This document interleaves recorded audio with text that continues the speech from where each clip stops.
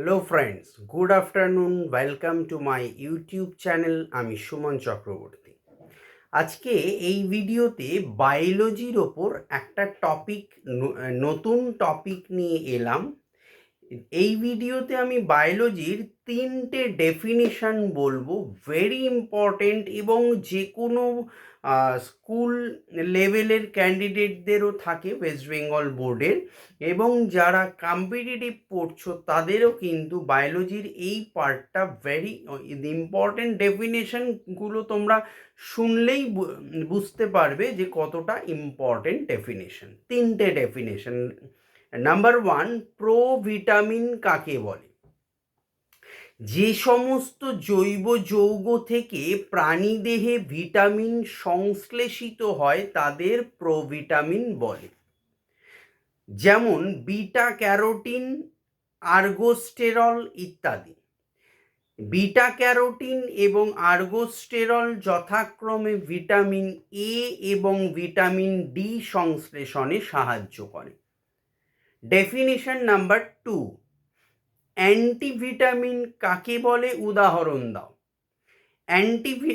Vitamin হলো যে সমস্ত রাসায়নিক পদার্থ ভিটামিনের অনুরূপ হয়েও ভিটামিনের কার্যকারিতাকে বিনষ্ট করে, তাদের অ্যান্টিভিটামিন বলে।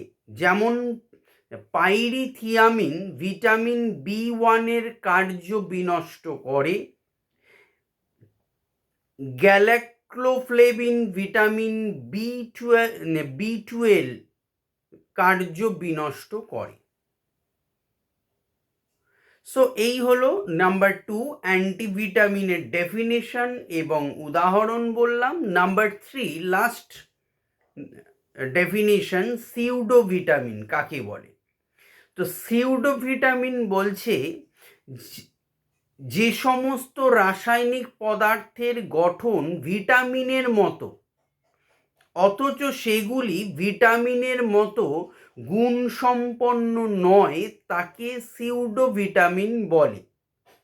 বা ভিটামিনের অপর নাম আমরা বলতে পারি ছদ্ম ভিটামিন। উদাহরণ হচ্ছে মিথাইল কোবালামিন ভিটামিন B12-এর সিউডোভিটামিন।